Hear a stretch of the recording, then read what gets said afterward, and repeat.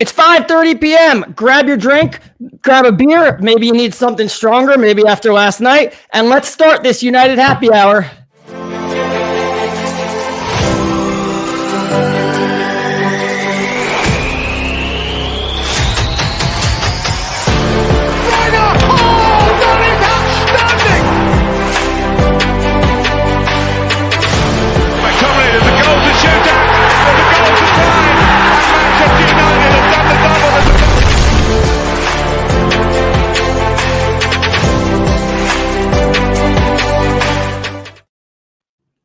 This is United Happy Hour presented by the Elite Football Show. I'm Pauly Joe. I'm joined by Joe, who, let's be honest, maybe today's just the United Hour. I don't know if we're too happy. I think the best way to start this off is that last night when Big Brother boss Hater started up the masterclass with Rob Blanchett, they got this comment from Ben McManus. I don't even know what to say anymore. How are we back here again? And I think that's the best question to ask. What do you say, Joe? Yeah, we are, aren't we? It's perpetual emotion with United. I mean, it seems to be what we call rinse and repeat, isn't it? We have this time when we feel like under different managers, we've cracked it. We're going the right way. We're going in the right direction. Things are going well. And then all of a sudden, we're back here again. And I mean, the Solskjaer reign, to be fair, whether you like him or you don't, has sort of encapsulated that more than anything, I think, hasn't it? In terms of, look at just the pattern of his results. I mean, obviously, when he came in, it was amazing. I think 11 games, his first 11 games unbeaten, wasn't it? Something like that, cracking run to start off. Then we went into that real low period just after he got the job on a permanent basis where the players seemed to down tools for the end of the season. And then we got to a stage where we had another sort of poor start to the season last season, but then we went on another incredible run that obviously saw us get to the top four, and it's just an absolute roller coaster of emotions. And we seem to be back at square one, looking like we might be set for a change again. Yeah, and to answer Ben's question, how did we get here? The answer is actually really simple. It's the board, the ownership and the board. And, everything that we're doing right now, if, any change, is Ollie Solskjaer the problem? He might certainly be a problem. It's certainly looking that way right now. He is not the problem. And please give us your comments, give us your thoughts. Let's have a discussion about this. Let's keep it. We're not we've taken the reason that we're here on Thursday instead of Wednesday is we've taken the emotion out of it. We have processed this match. We've had about 22 hours to process, and we can get through with everything. So let's talk about the story. We all know what the story is today in terms of the club, but it's more about what every angle is, and some of them are just beyond ridiculous. So, Joe, let's take a look at what's happening on social media today. Yeah, bang it up. So, yeah, I mean, the biggest thing for me on social media, like you say today, is this whole idea of Poch getting the job. But aside from that, it's just the hypocrisy amongst fans, this idea that things will be different if a manager changes. The way we flit, I would imagine, from week to week about who we think should be in charge, whether it should be Ollie in, whether it should be Ollie out. I mean, first of all, Paulie, where do you stand on this? It's not so much like I've always said, there are very valid questions to be asked of Solskjaer. And the last 2 weeks, those questions have been amplified even more. My whole thing is you guys got to stay consistent with your things. Like everybody all of a sudden celebrating PSG and RB Leipzig, and then a week later you're throwing out, oh, we look terrible and we're never going to win a game again. Like come on, guys. Let's one has at this point, because as Hader put it on Red Devils Talk a couple weeks ago, he put it so eloquently, is that we are consistently inconsistent. And if we are going to be consistently inconsistent, then what is one result has no bearing on the next. 6-1, we lose to Tottenham, and we come back, we beat Newcastle 4-1. Okay, it's Newcastle, but then we go and beat PSG. Then we lay an egg against Chelsea, and then we demolish RB Leipzig. Like, there doesn't seem to be a rhyme or reason. So, like, let's stop the doom and gloom. Like, we said it when they released the team sheet against Chelsea, and it's, oh my God, Shaw, Lindelof, Maguire against Werner and Havertz, we're going to get demolished. And we didn't. In fact, whenever we change our defense, with the exception of against PSG when we had to by necessity,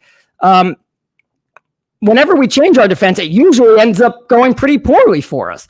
And stay consistent with your takes here. Over the summer, when people were saying, "Oh, Jadon Sancho is going to come down to the wire," like, okay, fine. So 2 days later, don't be like, well, we haven't made any progress on that deal, so it's obviously not going to happen. Like, if you say it's going to come down to the wire, then expect it to come down to the wire. And now you lose to Istanbul, and all of a sudden everybody's like, well, we basically threw away the group. And it's possible that we did because we are in the group of death. But if you're going to sit here and say, oh, this is classic Solskjaer, and he knows how to set up the team for the big games, but he can't beat the little teams, and then after you lose to a little team, say, well, we still have PSG and RB Leipzig to go.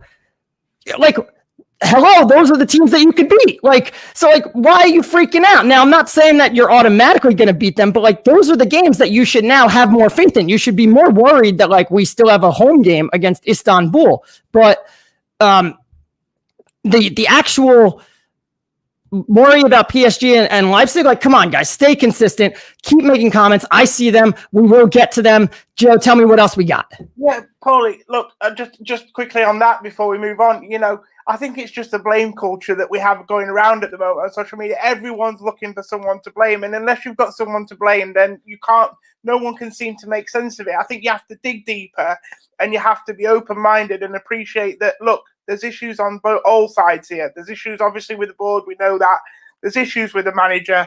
And, there's obviously issues with the players. So let's not forget that. Moving on, we're looking at, this idea that let's not forget what a brilliant job Solskjaer's done at his time here. He's got us from A to B. Pauly, he's done really well with that, I think, and he should be applauded for that. I think whatever happens to him between now and his time when it ends at the club, I think you can say largely it's been a success. He's changed a lot of things at the club for the better. But, we need someone now who can take us to that next step. And, what do you think that's Solskjaer? Well, my question is, what is step C? Like, this is something a lot of us have this feeling of, okay, Solskjaer is the guy to take us Solskjaer's the guy before the guy. And what is step C? Like, when Solskjaer laid out his plan, his 3-year plan, what is after year 2? Because I got news for you. It wasn't, we're going to be competing for titles after 2 years. It wasn't after 1 year, it's make the Champions League, and in year 2, we're going to be competing for titles. That's not what it was. And the question is also, was he given the tools to do that? All right, so you go back to last season and you look at what he did, and look at the 3 signings that he made last summer. He brought a signing for now that is not fully finished, and will get better. So that's Harry Maguire. Then it's Aaron Wan-Bissaka, he's going to help your defense now. He is not the complete right back yet. He still can attack, but he's 21. He's going to develop. And then he bought a signing for the future, a project, Dan James. And he did okay with that. And in the winter, he said, I need another signing for now, and that's Bruno Fernandes. And I need a backup striker, which was an immediate signing for now, which was Odion Igalo. Yeah. And then and his team played well. And at the end of the season, in the second half of the season, he recognized that there are problems in the squad. Like, as well as we're playing, he said, we still don't have a right winger. Mason Greenwood is not that right winger. He's a finisher. He's not a right. Whenever he struggles in a game, and you pointed out the responses on Twitter, I'll always get her. Well, he's not a right winger. And you're right. He's not. So you can't expect him to consistently perform all the things that a right winger would need to do. So we need one. because Dan James can't play there either. And Juan Mata, sometimes he's there and sometimes, it's hit or miss with him. Yeah. What else do we need? That's why number one on my list was Jadon Sancho. And then you look at what else do we need? Well, Marcus Rashford, people don't want to talk about this. Marcus Rashford disappears in games against teams that sit deep. He is a player who is great at getting in behind, running into space, and will kill you with that. Not great against teams that sit deep.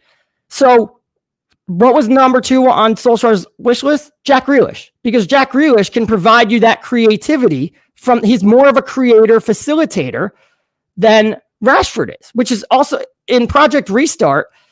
Solskjaer pushed Luke Shaw up further and had Rashford playing a little bit deeper in a more facilitator role. Like that would suit Jack Grealish so well, but you didn't get him. And you didn't get a right winger. So, you got Donny van de Beek, who's a player for now and a player for later. You got Edinson Cavani, who, can help you now. You still have a black hole at right wing. And that's the thing. Like, maybe Mauricio Pochettino can get more out of this squad. And I think the world of Mauricio Pochettino. I think he's a great manager.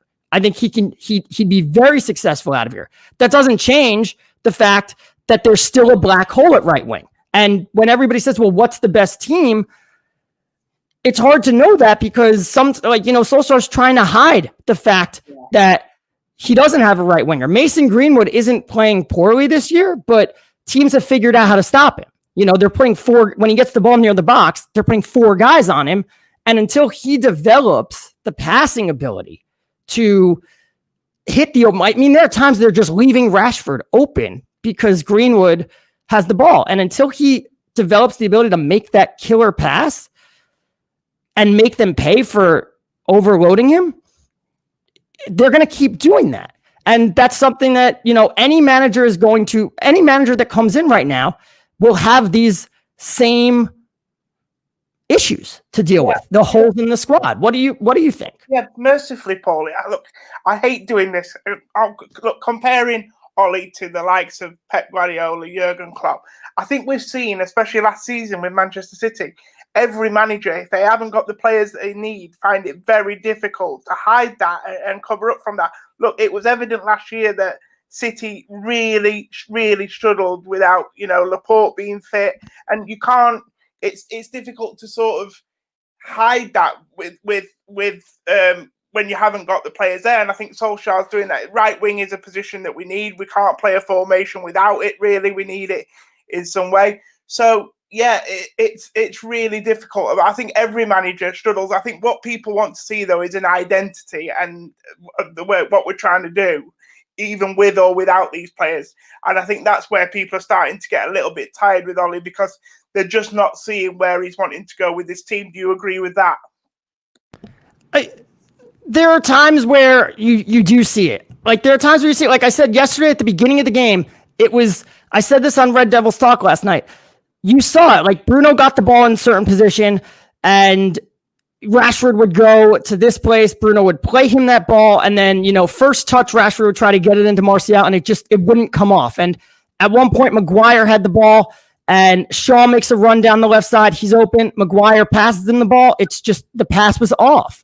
And you also need to find balance in your squad. Mourinho and certainly Van Gaal, everything was rigid and structured and patterns. When the ball is at point A, you do X. And when the ball is at point B, you do Y. And it becomes, you need to balance between rigid and pattern and structure and creativity. And Bruno is the ultimate creative guy. He doesn't play within structure at all. He's a big freedom guy. He roams all over the pitch. Sometimes that's enough and sometimes it's not enough. So you also have Juan Mata who helps him out when United need to progress the ball. Mata also roams all over the pitch and that makes him good.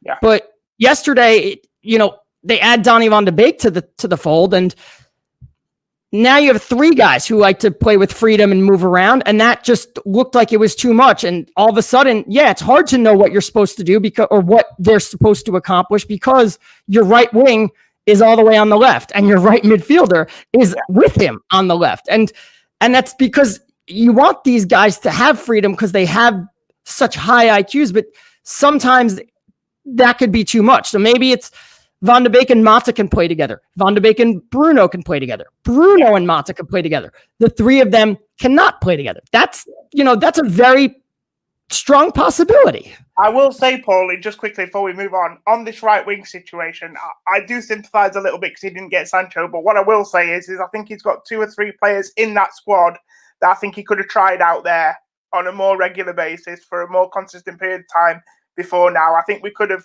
Well, we've seen a little bit of Bruno being pushed out there. That didn't really work, to be fair. But again, we haven't seen it for a sustainable period of time.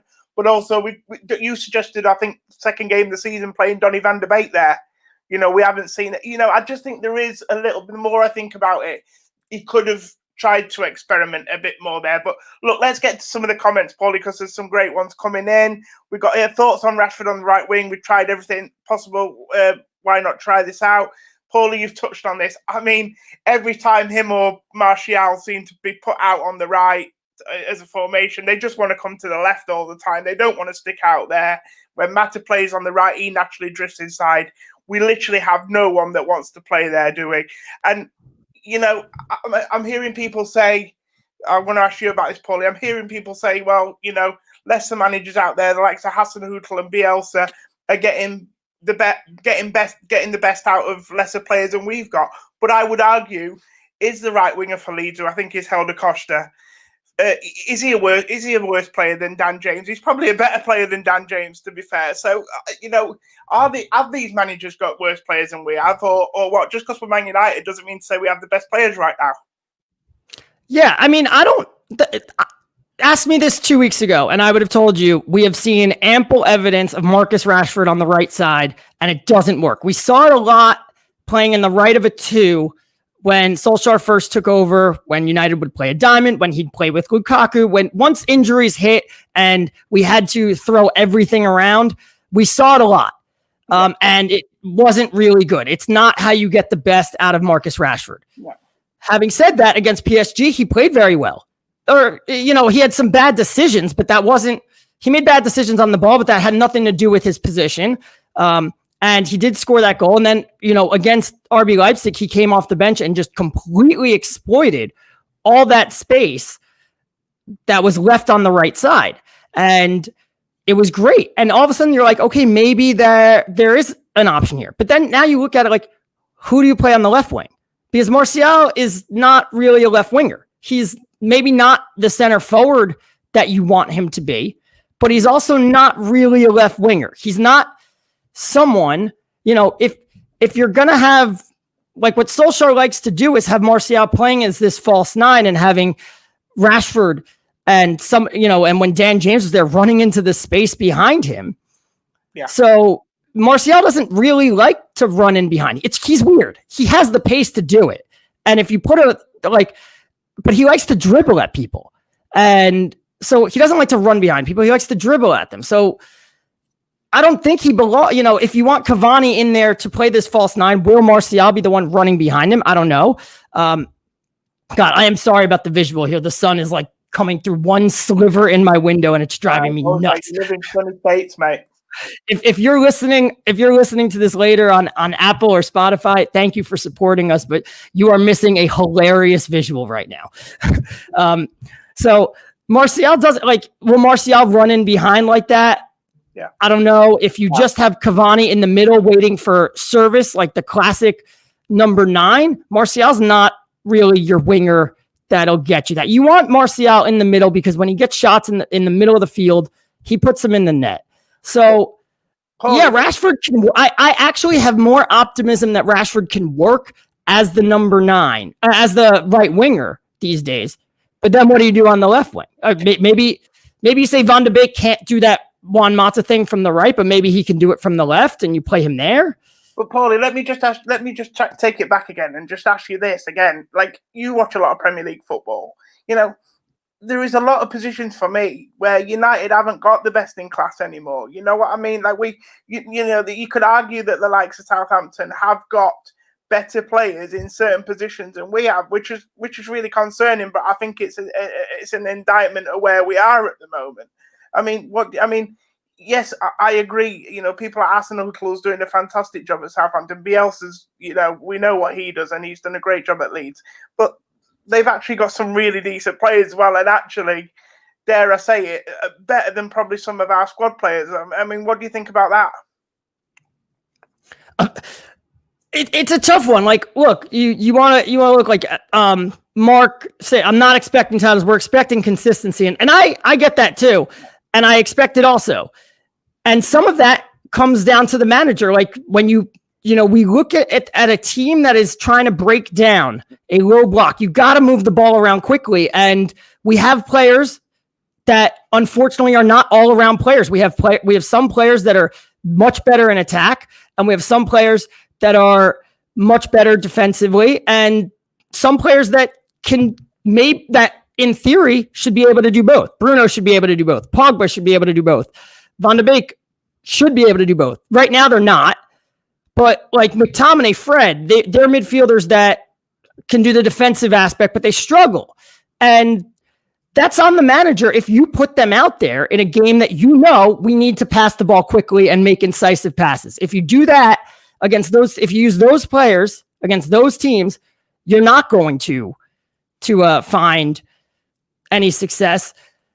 And their efforts are the effort level is hard. It's confusing. Like I said last night, it doesn't check out to me that all of a sudden you'd win 5-0 against Leipzig and the players would bail on the coach. And if the players, you hear like Roy Keane and other pundits talking about the lack of leadership in this team. And if that seems to be like it's a big problem, if the players can't rally themselves right now to play for a manager that they all like, then if you change the manager, who's to say that the players are going to rally themselves again this year for him?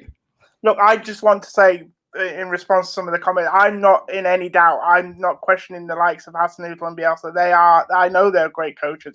In fact, to be honest with you, Hasenhüttl, after he lost, I think, was it 9-0 to Leicester last season, I wasn't in any doubt that Southampton should stick with him. I do see what he's trying to do, and actually I do like the energy in which Southampton play. I think they came to Old Trafford towards the end of last season and were brilliant as well. Look, no questions about that, and they probably are, to be fair, better coach than Ollie. And look, this is where I'm going to come to you, Paulie, because then if they are better coaches than Ollie, has he been given enough to be able to get to sort of cover his coaching deficiencies and get United to where they need to be, going back to the topic here, which is, has he had the tools to succeed? The question of, are there better coaches? Like, you don't need to be the best coach to be a good manager. And right now, the biggest issue I have is the backroom staff. Like Mick Phelan, that's the best thing you could do is make a change there. Kieran McKenna is the tactics guy. So, like when we say that Ollie put out a tactical masterclass against City last year, against PSG this year, that's probably coming a lot from Kieran McKenna. Like, I'm going to ask you this question. Name me the top 3 attributes of Sir Alex Ferguson. Well, for me, it was his relentlessness in terms of every season, just, going again. We've seen how difficult it is to retain titles. That was probably his biggest strength for me. His ruthlessness, decision making, when players needed to go or players needed to come in, they somehow went and they came in. He got what he wanted. And just, his man management skills. And whenever I have this conversation about manager and coach, the best example for me is Steve McLaren. Now, if you listen to people talk about Steve McLaren, he is a fantastic on the training field coach. Really, really great stuff, ahead of his time. But we've seen him in a number of managerial roles, including the national team. And it just hasn't worked out because it is a lot different being a manager to being a coach, I think, in terms of the way you have to deal with individuals and players. Yeah. So notice the thing you didn't say to me was tactics, coaching, like making the players better. Yeah. he had tactically. He's surrounded by great coaches. Yeah, tactically, he was only as good as his number two. What to me, the three things that are his man management, his longevity. The longevity is the ability to adapt, the ability to see this is where the league's going, this is what I need, and as Hader makes this comment, like changing it when he knew it was getting stale. It wasn't just that it was getting stale; it was I need to go in a different direction. And the last thing, the most important thing, was his hunger and the ability to transfer that hunger down to his players. And when you didn't have that hunger, you were no longer here. So he had his core group of Neville and Scholes and Giggs, and they were able to transfer that hunger to the other players. And Patrice Evra had that, and Vidic had that when he arrived. And if you didn't have that, then he used you for 3 or 4 years, and then you were gone. Yeah. So you don't need to. So like when people say like, all right, like, well, tactically Ollie's not there. Like you don't need to have that, but you have to have something else that makes up for it. Like Jose Mourinho's not a good man manager, but he has other qualities that make him good. The reports out of Man City right now when Arteta left was Arteta was the man manager there, and City could be running into issues there. Ollie's a great man manager. Does he have that like has he been able to pass down that hunger? It doesn't seem like it. His ability to adapt, he has the ability to adapt. I mean, you saw him, the way he set up his team last year. He wanted to play a certain way. Pogba goes down. He changed his team to accommodate the fact that he has Andreas Pereira and everything. He stopped pressing to not tire his team out. Then when he did get Pogba and Bruno, he changed his team again. So he has the ability to adapt. But if you're not going to have it tactically, then you need an assistant coach who does to mask that deficiency.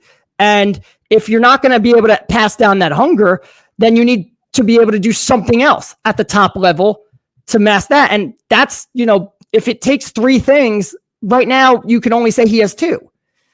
Yeah, but do you think this is the worrying thing, Paulie? Because do you think that Ollie sees this? Do you think Ollie's thinking, I don't think Michael's helping me enough here. I don't think he's good enough. Certainly someone like Mike Phelan, who's a bit of a legend at the club, played at the club, obviously won a lot as a coach there. And Kieran McKenna, is he brave enough to say to these guys, look, guys, I need some extra help here. I don't think you are. Give me what you need. Or is it more worrying that Solskjaer actually thinks that these guys are helping him right now and that this is what he needs? Yeah, so this question goes right along with this comment from Hader, and thank you guys all for the comments. Please jump into the conversation. I am trying to keep up with them as best as I can. But in the way that like Michael Carrick has made, Michael Carrick works individually with the players, and he has made the players better. Fred was god awful his first season, and he is a completely new player now. I mean, maybe not a completely new player, but it's night and day, the difference in quality from Fred now till 2 years ago. Scott McTominay, as much as he has his deficiencies, is a much better player now than he was 2 years ago.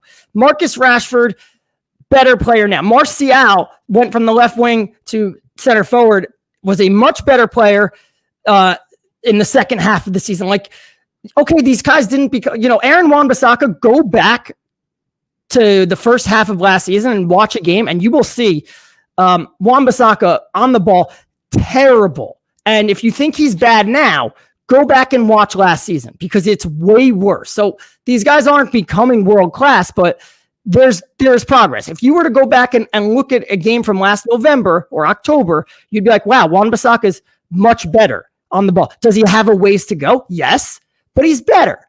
And if you look at his numbers from the second half of the season, it's night and day different between Wan-Bissaka last year or first half of last year and second half. And I mean, he's already got a goal this year. Luke Shaw's got has an assist. No player has created more shots for United over their last 5 games than Luke Shaw. And that's not to say that that's an indictment on United, because Shaw's doing the same level of, he's actually producing a little bit more, but he's producing about the amount that you would want your left back to produce.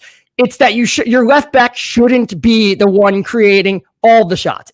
He should be creating as many shots as he is. And your players like Rashford and Bruno and Pogba, they should be creating more. So Ollie and his coaching staff are definitely improving the players. The question is, are they improving them within the system and to that regard? And that's a very legitimate question. I will say, in response to Hasenhüttl, I think Hasenhüttl is great and I would love him at United, but like, let's not kid ourselves. There is a difference between managing a small club with players who haven't, have come from nothing and are eager to learn and are eager to work. And when you are the underdog, when you can look at a Southampton team and say, look, we can't go skill for skill with these guys. Our best chance of success is we all have to work into this system and buy it. And like, it's not going to work every week, but this is the way to punch above our weight class. There's a difference between that and, being like, we have, they're going to be strictly disciplined and organized. You need to use your class as a player to break them down. There's a different way of managing these guys, like Rashford, Bruno, Pogba, like these guys have played in World Cups and everything. Like, you have to, they have different egos than the players at Southampton or West Brom or clubs in that part of the table. So it's not to say that, not to take anything away from what Hasenhüttl is doing, but it is a different job. And I would just question as well whether he could get our squad, our players into buying into the way he wants to play. I remember Solskjaer saying one of the first things he said when he got the job is Man United should never be outrun by any team. They should never be outworked, outrun. You should always cover the most distance in every game. Look, Pauly, you're a stats man. Is there evidence out there to suggest that Man United are one of the most hard-working team? Are they covering some of the most distances in the Premier League? I'm not seeing it myself, and I certainly, when I do the eye test and I look at it, I'm not seeing that from some of our players. I don't see our players playing enough of a high-pressing game. Yes, we press, and we do it better probably than we used to, but not to the standard of which someone like a Hasenhüttl would probably want. It's not a matter of are we running more or less or working harder. We are right in the middle of the league when it comes to pressing. And that's by design. Like we've all spoken about this during the season or at the beginning of the season. If our defense lacks pace, you don't want to get stretched out. You don't want to give teams the ability to run. So like if you press them hard from the front, and they break the press, now they're running at your defenders, and that's not a situation that we want. And so what we do is we have a combination of how often we press and we mix it up. So sometimes we will sit. We basically like to do what they call in basketball a half court trap, which is they let you get to half court and then they put the pressure on you. And that's what we do, because what we're trying to do is open up space behind you so we can attack that space, because that's where we're at our best. So we'll let you carry the ball up to midfield, and then we'll start pressing you relentlessly in the middle third. Not so much in the attacking third, but occasionally we will. And sometimes we'll half-ass press you, and sometimes we'll go full on to press you. And the fact that we change it up means you don't know what you're going to get, and it makes us far more effective at it. But in terms of how often we press, we're in the middle of the league about that. We're in the middle of the league in how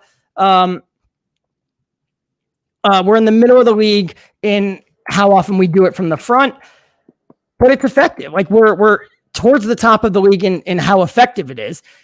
It's the next step is, you have to turn that into a chance. Like pressing and winning the ball back does nothing if you're Marcus Rashford and you press a guy on the wing and win the ball back and turn and give it to Matic, give it to Fred, who in turn plays it square to McTominay.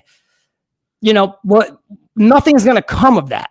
The purpose is within those. That's what they always say. Like the reason to press them is because you're not in your defensive shape. So when you get the ball, the first 5 seconds are key. That's when you got to hit them. And that is where we really struggle. And also, obviously, Paulie, the higher you press and the higher you can win the ball up, the less distance you've got to get the ball from there to the goal, obviously, which obviously percentage-wise gives you more of a chance. And, Hayden makes a good point here, possible front three press, but midfield don't press with the same ferocity. It's too disjointed. And also, Hayden, I noticed in an earlier comment, said that Liverpool pressed the hardest out of any team, and he's absolutely spot on. And you look at when Man City won the back-to-back titles, the way that they were so relentless when out of possession, winning the ball back, the energy in which did it with Pep's Barcelona team as well. My point is though, Paulie, like, could Martial do the role of a Firmino?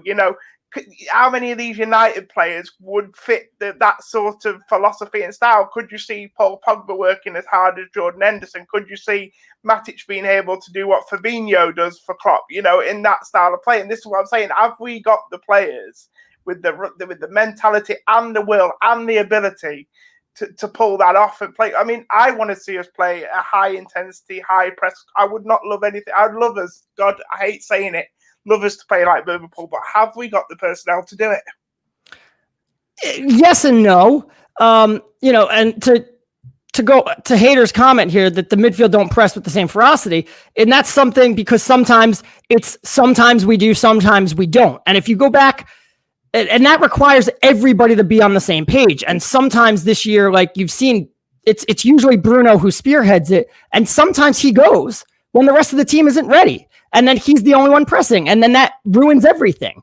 And and sometimes the forwards go, and the midfield's not ready. And if you go back to the derby against City at home in March last season, we did this to perfection. Sometimes we pressed, sometimes we didn't, and we did do it with the midfield in cohesion, and it worked beautifully.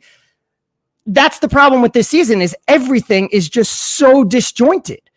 And that means that there's no cohesion, and it ruins it. Now, Hader brought it up in another comment. The idea that top players won't press is a bit ridiculous, and it is because Pep's system is entirely based on pressing, and like the best players in the world have played it under Pep. But again, like, are you fast enough? Like, do you worry that Pogba maybe at 28 years old has lost half a step? And when you pair him next to Matic, is he fast enough? Like, is Matic fast enough to do the press? And that's where it is we have a bunch of players who could do half the job. Yeah. McTominay and Fred are fantastic at pressing. McTominay a little bit too much. He gets sucked out of position a little too often, but they're fantastic at it. But then they get the ball and they don't have the passing ability to make you pay for it. It's the first goal yesterday by Istanbul. Like, you didn't have to be a good passer to pick out Demba Ba there. You just had to hit it into space. And that's part of why McTominay was so good against PSG was he just had to hit it into space and someone would get it. But it also disjointed the attack. So like some of our players are better from the press. And, when Pogba was at his best last year, it was because the front five, especially the first, and especially in the first 5 games, maybe he wasn't at his best the first 5 games against Chelsea and Leicester, or he didn't play Leicester, but Chelsea, Wolves, Southampton. It was like the front 5 and your fullbacks would press, and then players would cough the ball up, and that's where Pogba was. So he'd recover it. And it's the same thing with Matic. As the front 5 would press, Matic would be the one to recover. And that's why you want Pogba, because if he's the one to recover, it's one pass, boom, you're good. Yeah. So any manager that came in right now would have to look at the team and say, okay, well, can Martial do this? And I think Martial can. He actually presses more than people think. Martial and Pogba just don't look like they're exerting energy when they are. And it bothers the hell out of people. That's why everybody thinks they're lazy, but they do. They do work hard. And the thing about it, though, is it, Paul? If you're going to be a good pressing team, that's the key word, team. You have to do it as a team. You can't do it half-heartedly. You look at that Liverpool front 3, when Firmino goes, Mane, Salah go. They all go. The midfield come up as well. And give some kudos to Pochettino. I remember when he was Tottenham manager, did some analysis on, Kane's position and how that's key for the press as well. Because when Kane went, the whole rest of the team moved up the pitch. So if Kane went 10 yards further forward, the whole team moved 10 yards. And it was just, they picked a game. I can't remember what game it was. It was one game out of 100, but they had analysed it. And it was just like, it was beautiful, the movement. Every time Kane went, the whole team moved with him. When Kane dropped back, it was almost as if Kane had got the rest of the team on a leash, if you know what I mean. It was rhythmical to watch and really nice to watch. And, if we get something like that, and, that sort of brings us nicely into the next topic, Pauly, that we want to go on to. We're getting so many comments coming in about Pochettino's going to be here soon. Pochettino's next. Pochettino will do this with the players. He'll do that with the players. He'll have us playing as a better team. Who knows right now?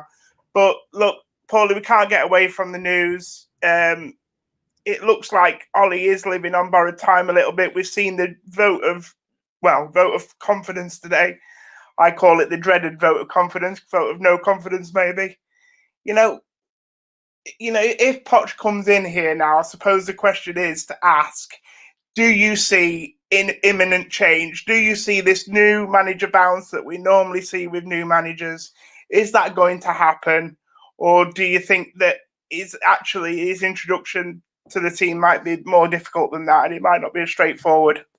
I don't know if we'd get the new manager bounce because the players, it's not like the players have quit on Ollie. It's not like the players are, not playing for him and are unhappy here.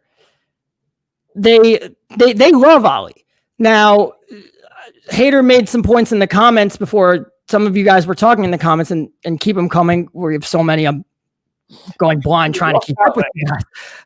I'm not good at multitasking. That's a problem. We're men, Paulie. We're not meant to be good at multitasking. I know, right? Yeah. I need to get the missus here to just do comments and stuff, to just read the comments and put them up. But and now I've forgotten.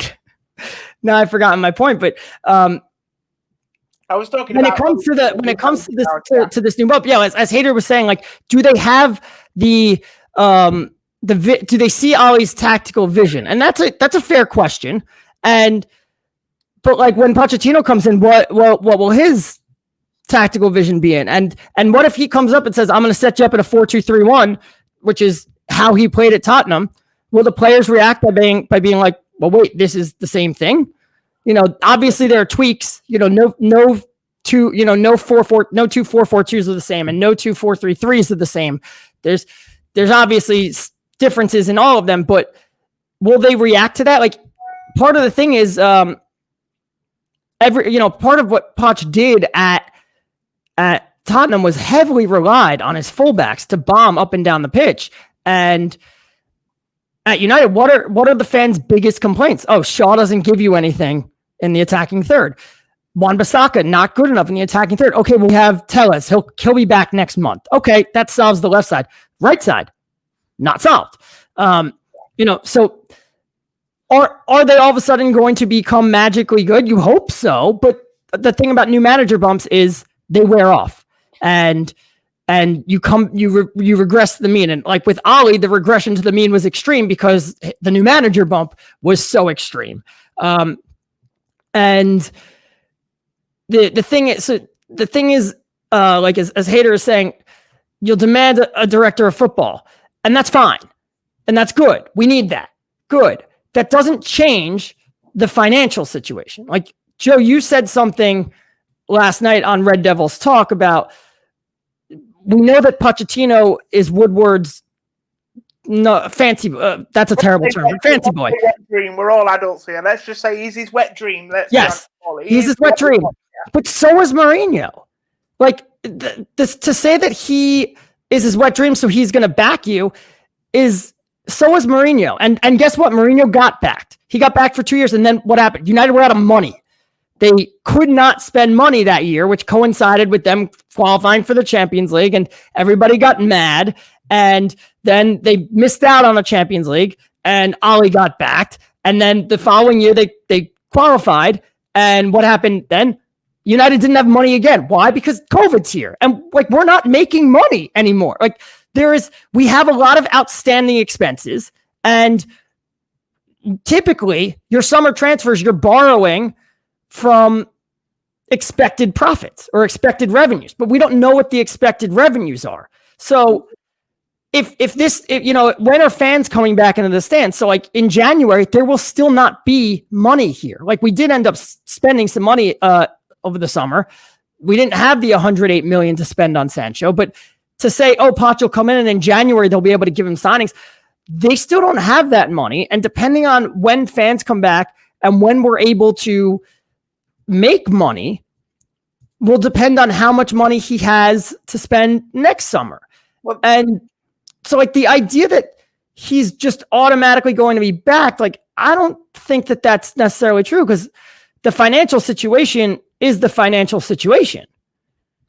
It's not just a case of backing him either in the transfer market, Paul. It's giving him wriggle room in the squad as well. There's no doubt like Ollie is going to want some players to leave the club because obviously some players just aren't going to suit his way of playing. We know he worked with a smaller squad at Tottenham. I think that tends to be his preference in a way. So again, that'll be another reason why he might want people to go out. Just on this sort of Ollie versus Poch and sort of tactics and things like that we've talked a lot about the right wing today, Paulie. How, we've said that probably the only way Ollie can seem to cover that black hole was by trying to sign someone. I mean, at the moment, the proof's in the pudding because he hasn't got someone there and we've struggled to cover that void. And you wonder if he'd have got Sancho, whether that would have made him look a better manager. If Pochettino comes in, how does he pay for that crack? Does he pay for that crack by making the players better that he's got there, do you think, versus what we believe about Ollie? Will he want to buy somebody to play that position? Do you think he'll look at Greenwood and think, actually, I can turn you into a more all-rounded right winger, or Rashford, I can do that with you, or I can make Dan James better, or I can get Mata to play that role more effectively? Or will he just be like Ollie and just think the only way I'm sorting this is by going into the transfer market? It's a good question. The answer is you hope that he can work with players like Pellistri and Diallo when he comes, and that they can develop very quickly because right now, like all you got in terms of a natural right winger is Dan James. And Dan James is just so bereft of confidence that you can't ask him to do anything right now. But having that right winger it opens up different things. I mean, people keep saying like Wan-Bissaka Wan-Bissaka needs a better natural right winger to be successful on that right side. Well, why do you think Solskjaer wanted a right winger as his number one priority this summer? Like he knew that. And because they failed to arrive, you're going to have the same issues now. And that makes it tough. And so yeah, Poch is going to have no choice but to make the players better. And what will he probably do? What he'll probably do is play exactly the same, is do a similar system that he had at Spurs, which is on the right, he had a more natural right winger, but on the left, it was Christian Eriksen who played like Mata, cutting inside and then being a number 10. So that's probably his option. Like find somebody who plays on, maybe move Rashford to the right and put a similar player like that, like Eriksen which would be Bruno or Van de Beek on the left, or do that from the right. And we're running out of time here.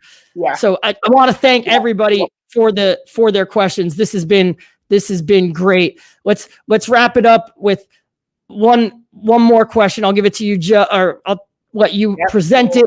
It'll be a nice quickie to wrap it up as we say goodbye. Paulie, why, this is a perfect question for you, mate. You're so tactically aware. Paulie, why are United so slow at generating chances? Why is that, Paulie? I mean, that came to light so much last night, didn't it? I mean, for all our dominance on the ball, for all the possession we had last night, we just never really worked their keeper enough. I think he had one save to make, and that was from a tame free kick from Bruno Fernandes. So come on, Paulie, give us some numbers, give us some tactical now. So why are we so slow at generating chances? It comes down to we're just slow, and it's because of the build-up, and it's because we don't make direct passes from midfield. That's what happens when it's McTominay and Fred. And when Liverpool used to not be able under Klopp, even when Klopp came in, they couldn't break down low blocks. And how do you do that? You have to move the ball quick from side to side so you can make the defense open up, and you need to use width. But you also need to skip levels with the width. If Rashford has the ball on the left side, and he gives it to Shaw, who gives it back to McTominay, who then plays it square to Fred, and then Lindelof steps up from center back and he gives it to Lindelof, and then Lindelof gives it to Wan-Bissaka on the right. Yeah. The defense has all the time in the world to just shift over. That's where, so once Liverpool realized, all right, we can't break down these blocks. What do we do? Well, that's when they said we need new fullbacks. And they went out and got Robertson, and they promoted Trent Alexander-Arnold. But what do those two players do better than anyone else? It's not just cross the ball. It's switch the ball from one of them to the other.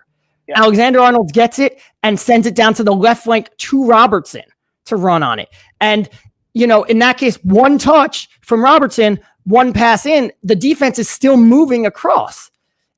So when you have McTominay and Fred, they love passing to the next level, to the next level, to the next level. Yeah. You need someone who skips those levels. And that's why, especially last year, we looked so much better with Pogba on the field, because Pogba will make the long passes, which don't always work. In fact, most of the time, they don't work. You're looking for the 2 times it does.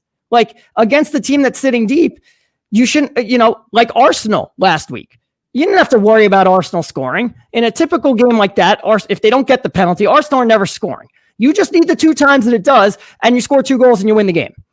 And the other issue is the direct passing is when we are being slow in our buildup, we need to be better at getting the ball through the midfield. And I'm putting up right now, if you're watching, you could see this. If you're listening, again, thank you for listening. And unfortunately, no visual aid here, but this is Anthony Martial's pass map from last night. And the middle third of the pitch is highlighted because there's a lot of backwards and square there. And that's not what we need. When you're playing against the false nine, you're dropping into space and you have your back to your defender. If I play the ball to you and you were first, if Matic plays the ball up to Martial and Martial's first touch, this happened right before the second goal, actually, and it was Rashford. First touch, pass back to Matic. What does that do? It doesn't do anything. Yeah, instead, at a certain point when things aren't working, you need to hold the ball and give Luke Shaw a second to make a run. Hold the ball up and then put your left foot through it and play it down into that channel. And it doesn't have to be an inch perfect pass to Luke Shaw, or to Rashford or whoever's making the run. You just need to get it in their area, because that'll, even if the defense blocks it, that'll open, now they have to think about it. They have to think that this is what's, this might come and, watch that run. But if you're never making those passes, then Rashford and Shaw can make those runs all day. I'm just going to let them go free, because why should I waste my energy chasing them? The ball's never going to come. And if Martial loses the ball, okay, then you try to win it back. But you still have Matic, and last night it was Van de Beek. If it's Pogba or McTominay or Fred, you still have them behind you. So you're not exposed. So at a certain point, your forwards need to be a little bit bolder when they're receiving the ball and say, it's okay if I lose the ball. It's okay if we don't keep possession here, because that's the risk I need to take so that I could create an opportunity. Otherwise, it just goes back to the Louis van Gaal days. It's possession, possession, possession, and it means nothing because you're not doing anything with it. No, totally agree. And look, people saying here, Pauly, we needed this with like a Thiago, we needed a Zakaria, 100 other players, it does make you wonder if we'd have got our targets this year, whether we'd have been looking at a different manager in Ole Gunnar Solskjaer. But look, we're going over that. I mean, yeah, and I'll say this though, I don't know if our target, why was the defensive midfielder never even linked to it? Now there's a lot more going on than what is linked in the media, but you would like to see something City apparently are ready to bid 40 million euros for Dennis Zakaria. If Dennis Zakaria is available for 40 million, what the hell? Well, not just us. It's not even United. It's United. It's City. It's every team in the league that has a little bit of money or a little bit of, is supposed to be at the top of Europe. What were you doing last year not going after him this summer? I mean, yeah, that's the key, is we need a player like that in the midfield. Matic is just, he's too old, and something's wrong with him this year. He's not been able to recover the form that he had at the end of last season. Pogba, defensively, he's becoming a bit of a liability. Bruno's been a defensive liability this year. Donny van de Beek last night could not stay in his position to save his life. Fred McTominay can't do the passing thing. Like, we need someone that could sit and do the defensive work and also have that passing ability. I do think, though, Pauly, as much as we always tend to go to the default is go to the board to blame when obviously we don't get certain players. But I'll be honest with you, and I'm a fan of Ollie and I've supported him. But what I will say about him in a way is that he has been fiercely loyal to a lot of players, and I do think the idea that they didn't think they needed a DM, and the idea that they probably didn't feel like they needed another centre back is, for me, as much Ollie's doing as the board. I don't think he's necessarily identified wanting them himself. He's not shown a great willingness to get those players. So that's a worry as well, to be fair, because I think anyone can see this team was crying out for a DM, someone like Zakaria, and also, another centre-back as well. That's become evident. So we'll just put...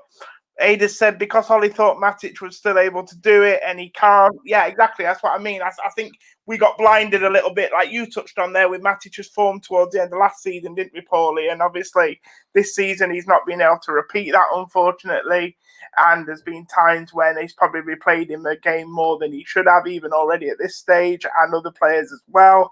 Lindelof's another one. I think he's looked at Lindelof and thought, like a lot of us, we keep looking at Lindelof thinking he can do it. There's a player.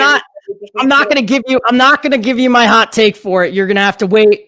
We'll bring it to another week where I will drop a scorching hot take as to who could play in holding midfield. Joe knows who I'm talking about. I did run it by the group this morning. They laughed at me. I ran it by some other people who are very smart, and they were like, like, he's not ready to do it right now, but like, it's not a bad thought. So I'm not as crazy as I think, but I will say this, as to wrap up, thank you very much, everybody, for your questions.